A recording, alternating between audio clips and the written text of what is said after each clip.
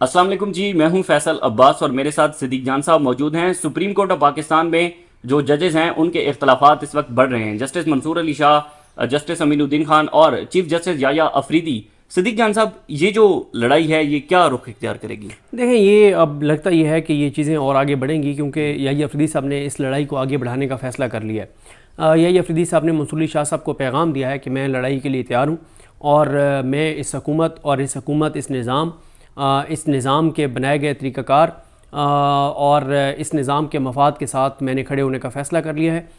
तो तुम लोग अगर मुझसे लड़ना चाहते हो तो आओ, मैं लड़ने के लिए तैयार हूँ। और उन्होंने ये पैगाम भी कल प्रेस रिलीज़ के ज़रिए दिया है। देखिए, पहले तो उन्होंने जिस तरह से बेंचेस तब्दील किए, केस नहीं लगाया, कमेटी का इजलास बुलाया, वो सारी चीज़ें अपनी जगह पे। लेकिन जब 20 तारीख को लेटर लिखा जजेस ने, यानी अकील अब्बासी साहब ने, आयशा मलिक साहबा ने और मंसूर अली शाह साहब ने, तो अब ये तो नहीं पता कि उन्होंने उस लेटर का जवाब दिया या नहीं दिया, लेकिन उन्होंने प्रेस रिलीज़ में कैटेगोरिकली ये कह दिया है कि हाँ, ये केस मैंने अमीनुद्दीन खान के साथ बैठ के और ट्रांसफ़र किया है। हाँ, मैं कर सकता था, हाँ मैं करूँगा, बल्कि वो तो उससे भी आगे बढ़ गए। वो उससे आगे ऐसे बढ़ गए हैं कि उन्होंने तो रजिस्ट्रार को अब ये इख्तियार दे दिया है कि जब तुम्हारा दिल करे किसी भी बेंच से, चाहे वो अतर मिनल्ला का बेंच हो, चाहे वो शाहिद वहीद का बेंच हो, चाहे वो आयशा मलिक का बेंच हो, चाहे वो मुनीब अख्तर का बेंच हो, चाहे वो मलिक शहजाद अहमद खान का बेंच हो, इरफान सादत खान का बेंच हो, वो मंसूर अली शाह और अकील अब्बासी का, जिस बेंच से मर्जी जब तुम्हारा दिल करे और तुम समझो कि ये केस इनको नहीं सुनना चाहिए, तुम ट्रांसफ़र कर सकते हो। उन्होंने ये इख्तियार किसको दे दिया है? रजिस्ट्रार को दे दिया है। अब रिसर्च ऑफिसर्स को ये इख्तियार दे दिया गया है कि आप फैसला करेंगे कौन सा केस कौन सा जज सुनेगा और कौन सा नहीं सुनेगा। यहाँ तक मतलब उन्होंने कर दिया। और उन्होंने जिस तरह से वो प्रेस रिलीज़ PRO जो शायद कंबोयो साहब हैं, बड़े ज़बरदस्त इंसान हैं, बड़े अच्छे बंदे हैं, लेकिन ज़ाहिर है उन्होंने जो उनको चीफ जस्टिस की स्टेटमेंट होगी उनका प्रेस रिलीज़ बना के उन्होंने जारी करना है, उनकी ड्यूटी है और उन्होंने अपनी ड्यूटी पूरी की है। लेकिन उस प्रेस रिलीज़ के अंदर जो कैटेगोरिकल बात लिखी हुई है वो ये है कि बिल्कुल हमने किया है और आइंदा भी हम करेंगे। तो और साथ मैंने आपको बताया ना कि अगर आप गौर करें तो ये और ज़्यादा आगे उन्होंने बढ़ा दिया, उन्होंने रजिस्ट्रार को ये इख्तियार दे दिया। तो ये बहुत ही एक ख़तरनाक सूरत हाल है। और मैं ये समझता हूँ कि क्योंकि अब ये एक पेज पर आ गए, या ऐसा समझें कि एक पेज पर तो पहले ही थे, ये बात एक्सपोज अब हुई है कि हुकूमत याया अफरीदी साहब और अमीनुद्दीन खान साहब एक पेज पर आ गए हैं और वो ये लड़ाई लड़ने के लिए तैयार हैं और वो इस मामले को आगे बढ़ाने को तैयार हैं। और जो अमीनुद्दीन खान साहब हैं उनके साथ वो क्योंकि मुझे लगता है कि याया अफरीदी साहब ने ना हसनात मलिक साहब का मशवरा मान लिया है। हसनात मलिक साहब ने कहा कि अब तक जो याया अफरीदी साहब का कंडक्ट है वो ये बताता है कि वो अमीनुद्दीन खान साहब के साथ खड़े हैं। तो उन्होंने कहा कि अगर आप अमीनुद्दीन खान साहब के साथ खड़े हैं तो अब खुल के आए ना, कहें कि हाँ मैं खड़ा हूँ। तो अब याया अफरीदी साहब ने कहा है, हसनात मलिक साहब मैं आपकी बात सुन ली है और मैंने आपको व्लॉग सुन लिया है, तो हाँ मैं अमीनुद्दीन खान के साथ खड़ा हूँ। और उन्होंने ये इस तरह से कर दिया। देखें, आज भी अगर आप देखें अटॉर्नी जनरल जिस तरह से हंसते मुस्कुराते, वैसे भी खैर उनके चेहरे पे एक स्माइल रहती है, शायद वो हंसते हैं सामने जजेस को देख के कि इनकी क्या हैसियत और औकात रह गई है और असल निज़ाम तो कोई और चला रहा है। और ये मंसूर अली शाह, अकील अब्बासी समझते हैं कि हम सुप्रीम कोर्ट के बहुत बड़े जज हैं, इन्हें क्या पता कि चीज़ें किधर जा रही हैं और क्या हो चुका है इनके साथ और इनकी इन अदालतों के साथ इसकी क्या हैसियत और औकात है, क्या रह गई है। तो वो शायद इसलिए उनके चेहरे पे एक स्माइल होती है जब वो मंसूर अली शाह साहब या इन जजेस के रेगुलर जजेस के बेंच में आते हैं। तो यहाँ उनके चेहरे पे स्माइल शायद इसलिए होती है, और जब आईनी बेंच में जाते हैं तो शायद इसलिए स्माइल होती है। तो वो हंसते हैं कि यार तुम लोग कैसे आईनी बेंच के जज बने हो, कैसे तुम्हें बिठाया गया है, मुझसे बेहतर कौन जानता है, और तुम्हें भी पता है कि मुझे भी पता है। बिल्कुल ठीक है। तो वो इसलिए उनके चेहरे पे मुस्कुराहट है। लेकिन आज जब वो रोशना पर आए तो उनका जो एतमाद था वो कमाल था। कल आपने पहले रजिस्ट्रार को देखा था कि उनका जो एतमाद था, उनका एतमाद ज़बरदस्त था। उनकी लबो लहजे में वो जो एक जिस तरह से तकब्बुर होता है, रऊनत होती है, कि उन्होंने जजेस को जिस तरह से उन्होंने कहा कि खुफिया कॉन्फिडेंशियल हैं डॉक्यूमेंट्स नहीं पढ़ूंगा, आप खुद पढ़ लें। मतलब ये कभी मैंने नहीं देखा किसी जज को इस तरह से कहा गया हो। लेकिन उनको पता है कि ये निज़ाम जो है वो हमारे साथ खड़ा है, मेरे साथ खड़ा है और याया अफरीदी साहब के साथ खड़ा है। और फिर याया अफरीदी साहब ने उसकी तस्दीक भी की है।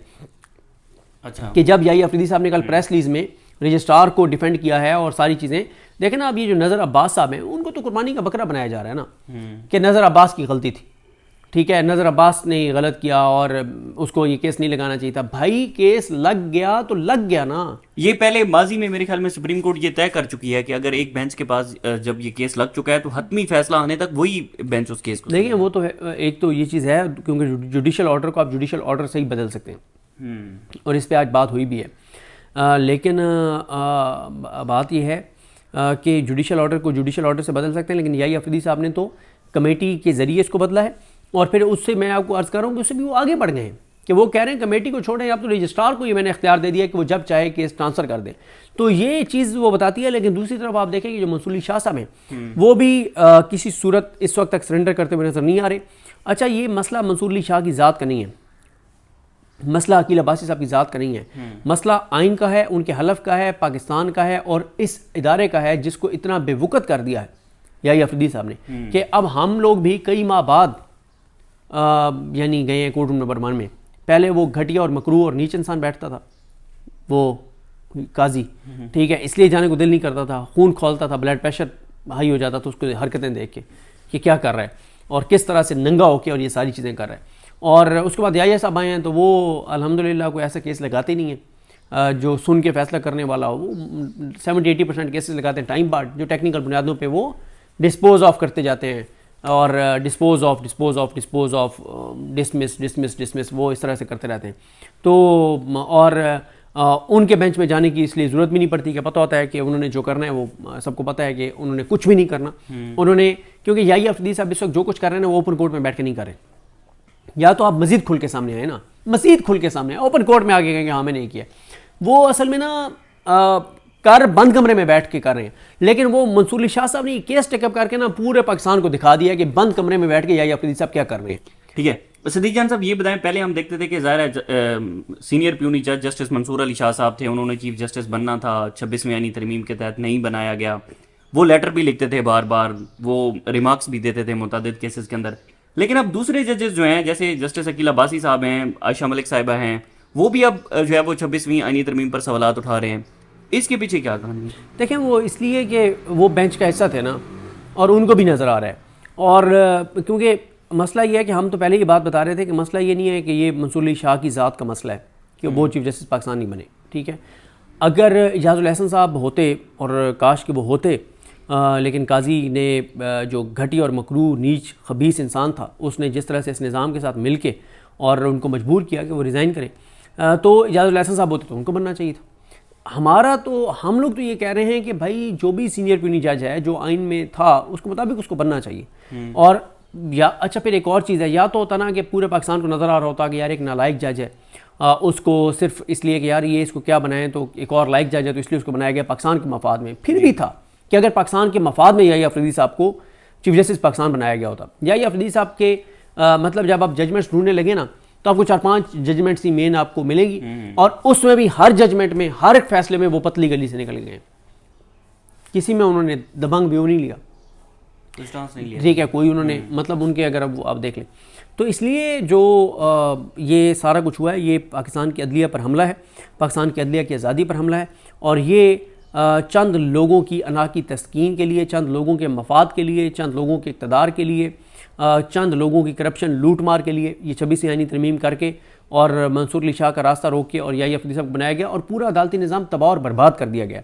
अब आप देखें ना, हो ये रहा है कि जो जज आइन और कानून और अपने हलफ के साथ खड़े भी से, उनमें से भी बताया जा रहा है कि 2-3 जज लालच में आ गए कि यार हमने तो चीफ जस्टिस पाकिस्तान बनना नहीं था, लेकिन अब हमारे चांसेस हैं, हम बन सकते हैं, हम आइनी बेंच के सरबराह बन सकते हैं, हम आइनी बेंच की कमेटी में आ सकते हैं, हम मतलब हुकूमत हमें किसी तरह से नवाज सकती है। अच्छा, तो वो भी अब 2-3 जजेस के ऊपर है कि वो जजेस भी इस चक्कर में दूसरी तरफ चले गए। तो इससे मसला ये है कि इन्होंने पूरा अदालती निज़ाम जो है ना वो तबाह और बर्बाद कर दिया। सदीक जान साहब एंड पे ये बताएं, 2 चीज़ें बड़ी डिस्कस सोशल मीडिया के ऊपर हो रही हैं। एक तो ज़ाहिर है नून लीग की तरफ से एक बयानिया है कि ज़ाहिर है जस्टिस मंसूर अली शाह और उनका जो दीगर बेंच है वो जितने भी रिमार्क्स दे दे, जो भी कर ले, लेटर लिख ले, होना कुछ नहीं है। एक चीज़ इसका जवाब दें। दूसरा ये दें कि ये ट्वीट्स हो रहे हैं कि जस्टिस मंसूर अली शाह रिज़ाइन भी कर सकते हैं। देखिए बात यह है कि वो उनके रिज़ाइन की कोशिश तो उस दिन से हो रही है जिस दिन याही अफरीदी साहब को चीफ जस्टिस पाकिस्तान लगाया गया। उस दिन से कोशिश हो रही है। बाकी जो है ना, अब होगा क्या इसका आउटकम, देखें आउटकम इसका जुडिशल साइड पे जो भी हो, पब्लिक डोमेन में इसका आउटकम नज़र आ रहा है कि यही अफरीदी साहब एक्सपोज हुए और पूरे पाकिस्तान को पता चल रहा है कि कौन कहाँ खड़ा है। बहुत शुक्रिया जी, सिद्दीक जान साहब हमारे साथ मौजूद थे। इस मुकदमे से एटलीस्ट ये बात तो साबित हो चुकी है कि बहुत सारी चीज़ें ऐसी जो कि पसे पर्दा हो रही थी, अब वो चीज़ें एक्सपोज हो चुकी हैं। बहरहाल इससे जुड़ी जो भी तफसीलात होंगी आपके साथ शेयर करते रहेंगे। इजाज़त दीजिए, अल्लाह हाफ़िज़। बिस्मिल्लाहिर्रहमानिर्रहीम, अस्सलाम वालेकुम। आज 22 जनवरी है और दिन है बुध का। इस वक्त हम मौजूद हैं सुप्रीम कोर्ट ऑफ पाकिस्तान में। इस वीडियो में आपके साथ मुख्तसर अहवाल और 4-5 अहम पॉइंट्स आपके साथ शेयर करूंगा। मुकम्मल समात का अहवाल अगली वीडियो में आपके साथ शेयर करूंगा। तौहीन अदालत केस जस्टिस सैयद मंसूर अली शाह साहब और जस्टिस अकील अब्बासी साहब कोर्ट रूम नंबर 1 में समात कर रहे हैं। और कोर्ट रूम नंबर 1 में क्योंकि मंसूर अली शाह साहब क्योंकि याही अफरीदी साहब छुट्टियों पर चले गए हैं, तो इसलिए मंसूर अली शाह साहब कोर्ट रूम नंबर 1 में बैठे हैं और ये केस सुन रहे हैं खास तौर पर।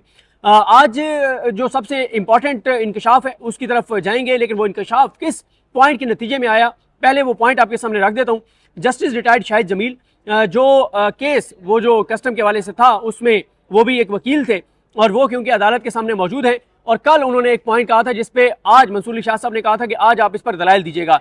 तो आज जो शाहिद जमील साहब हैं उन्होंने बहुत एक इंपॉर्टेंट नुक्ता अदालत के सामने रखा कि उन्होंने प्रैक्टिस एंड प्रोसीजर एक्ट जो है उसको पढ़ा और उसको पढ़कर उन्होंने अदालत को ये कहा कि जितने भी सुप्रीम कोर्ट में केसेस आएंगे वो तमाम के तमाम केसेस रेगुलर कमेटी के सामने रखे जाएंगे, जो कि याही अफरीदी साहब, मंसूर अली शाह साहब और जस्टिस अमीनुद्दीन खान पे मुश्तमिल कमेटी है। और इस पॉइंट को आगे बढ़ाने से पहले ये भी अर्ज कर दूं कि शाहिद जमील साहब ने आज ये बात कही कि प्रैक्टिस एंड प्रोसीजर में सुप्रीम कोर्ट ने मान तो लिया कि पार्लियामेंट का इख्तियार है कि वो सुप्रीम कोर्ट के इंटरनल मामलात को रेगुलेट कर सके, लेकिन फिर वही हुआ जिसके खदशात थे कि उसके बाद फिर एक और अमेंडमेंट कर दी गई प्रैक्टिस एंड प्रोसीजर एक्ट में और जस्टिस मुनीब अख्तर साहब को निकाल बाहर किया गया कमेटी से और जस्टिस अमीनुद्दीन खान उनको कमेटी में शामिल कर लिया गया।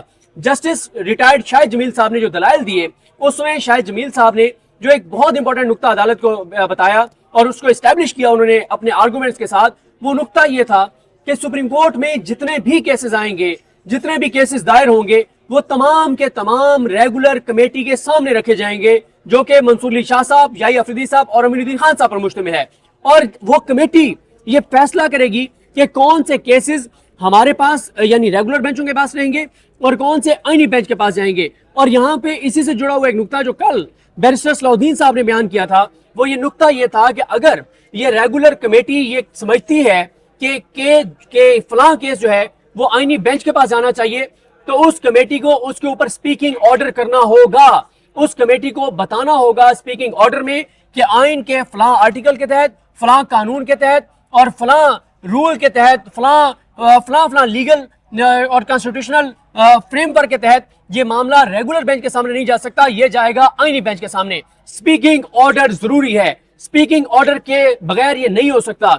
और इसको जो इस वक्त इसी पॉइंट पे जब उन्होंने ये पॉइंट एस्टेब्लिश किया कि रेगुलर बेंच के सामने सारे केसेस जाएंगे और रेगुलर बेंच आगे डिसाइड करेगा कि कौन से रेगुलर बेंच के रेगुलर कमेटी फैसला करेगी कौन से रेगुलर बेंचेस के पास जाने और कौन से आईनी बेंचों के पास। यहां पे इंकशाफ किया जस्टिस सैयद मंसूर अली शाह साहब ने।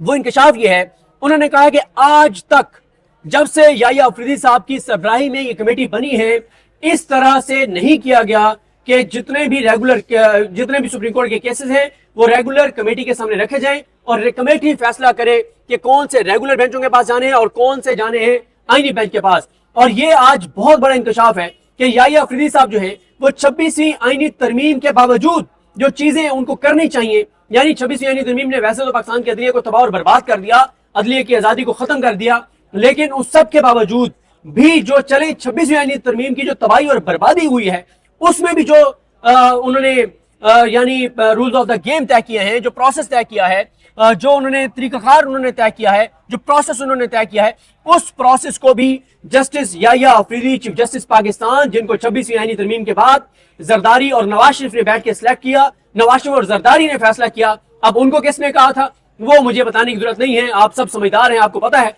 कि नवाज शरीफ और जरदारी कहां से इंस्ट्रक्शंस लेते हैं, कहां से अहकामात लेते हैं, कहां से ऑर्डर्स लेते हैं और इन दो जमातों की क्या हैसियत और औकात है वो भी आपको पता है। बल्कि मैं हैरान हूं कि सोशल मीडिया पे, क्योंकि हम तो 2-3 दिन से अदलिया के मामलात में इतने बिजी हैं कि इसी से ही फुर्सत नहीं मिलती, समाज के बाद और बहुत सारी चीजें। लेकिन मैं देख रहा था, जो मुझे, मेरी असेसमेंट अगर गलत है तो आप जरा मुझे बता दीजिएगा, मेरा ख्याल है कि वो जो एक इंकशाफ सामने आया है कि मियां नवाज शरीफ के लिए बाथरूम में डील हुई थी। जो अमरीकी सदर आए थे और फिर जो चीफ जस्टिस पाकिस्तान थे, वो दोनों वॉशरूम में मिले, बाथरूम के एरिया में मिले, और बाथरूम में ये डील हुई थी कि मियां नवाज शरीफ को फांसी नहीं दी जाएगी और उनको अदालत से एनआरओ दिया जाएगा, उनको अदालत से डील और ढील दी जाएगी। तो इस इंकशाफ के ऊपर, सोशल मीडिया के ऊपर एक ऐसे समझिए कि जलजला बर्पा हो जाना चाहिए था। लेकिन मुझे लगता है कि इस पे ज्यादा बात नहीं हो रही कि डिग्गी में छुप के जाके और डीलें करने का एजाज जिनके पास था, अब बाथरूम डील का एजाज भी उनके पास है। बाथरूमों में डील करके और अदालतों से फैसले लेने वालों की फिर हैसियत और औकात वही होती है जो इस वक्त मुस्लिम लीग नून और पीपल्स पार्टी की हो चुकी है। तो याहिया अफरीदी साहब जो है वो सब कुछ सरेंडर कर चुके हैं, सब कुछ वो सहूलतकारी कर रहे हैं, वो सब कुछ अमीनुद्दीन खान साहब के हवाले कर चुके हैं। और आज अदालत में यह भी इंकशाफ हुआ, यहां पे ये इंकशाफ हुआ कि रेगुलर कमेटी के सामने तमाम केसेस नहीं रखे जा रहे, रेगुलर कमेटी के स्पीकिंग ऑर्डर्स नहीं है। वहीं पे यह भी इंकशाफ हुआ कि सारे केसेस जो है वो आईनी कमेटी के पास जा रहे हैं और आईनी कमेटी उसमें से अपनी मर्जी की चीजें जो है वो पिक कर रही है कि ये हमें दे दें, ये हम सुनेंगे, बाकी माल तो जैसे होता है ना कि खाने की टेबल के ऊपर पहले जो है वो किसी एक शख्सियत के सामने आप सारी चीजें ले जाए और वो कहे कि ये तो साइड पे कर दो ना, ये तो अच्छी चीजें खाने की, तो मैं कहूंगा बाकी चीजें उस तरह से नहीं है, ज्यादा अच्छी तो वो बाकियों को खिला दें। तो आईनी कमेटी बैठ के फैसला कर रही है जो जस्टिस अमीनुद्दीन खान, जस्टिस जमाल खान मंदोखेल और जस्टिस मोहम्मद अली मजहर साहब पे मुश्तमिल है। ये बहुत बड़े दो इंकशाफात है कि एक रेगुलर कमेटी के सामने जो 26वीं आईनी तरमीम के तहत भी जो फ्रेमवर्क तय है, जो अदालती प्रोसेस तय है, उसको याहिया अफरीदी साहब उसके ऊपर अमल दरामद कर रहे। और दूसरा ये इंकशाफ होना कि सारी चीजें आईनी बेंच के पास जा रही हैं। और इसी से जुड़ा हुआ वो नुकता जो जस्टिस आयशा मलिक ने कहा था, आज वो भी रेलिवेंट हो गया है, जब जस्टिस आयशा मलिक ने कहा था कि अब रिसर्च ऑफिसर फैसला करेगा कि कौन से केसेस हमारे पास रहेंगे और कौन से नहीं रहेंगे।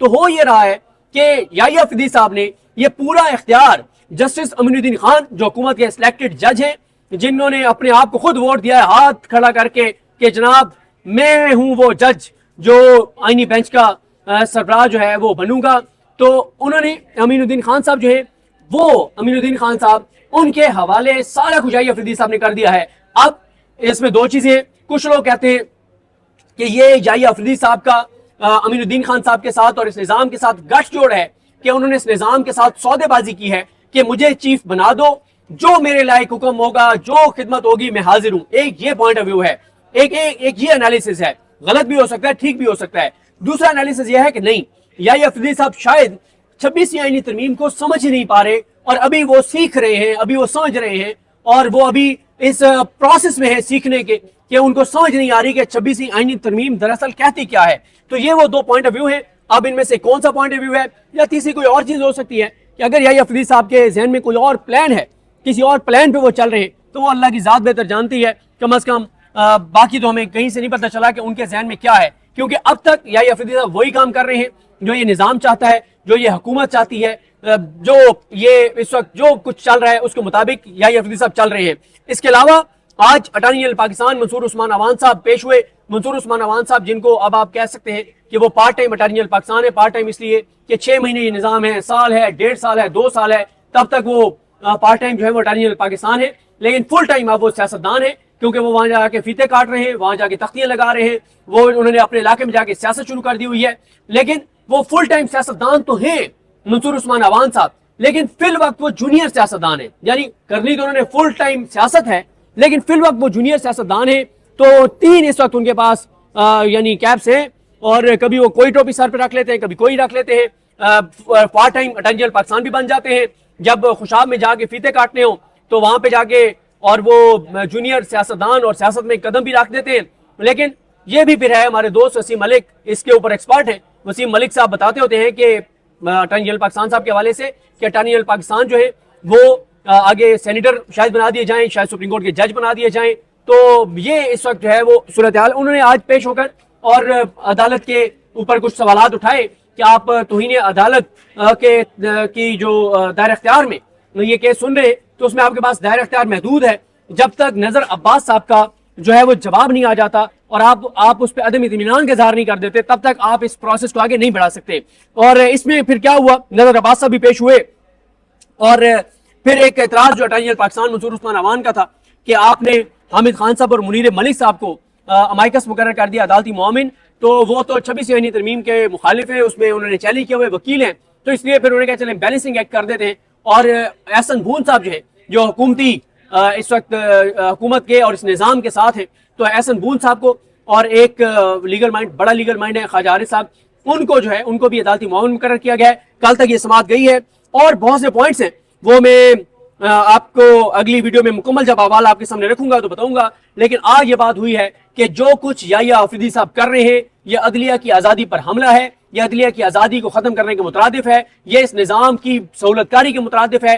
तो ये बातें आज हुई हैं, बड़ी मुश्किल सूरत हाल है इस वक्त याहिया आफरीदी साहब के लिए, लेकिन इनके पास भी ज़ाहिर है मंसूर शाह साहब सुन तो रहे हैं, लेकिन इनके लिए भी मुश्किलात तो होंगी, इनके ऊपर भी दबाव तो होगा।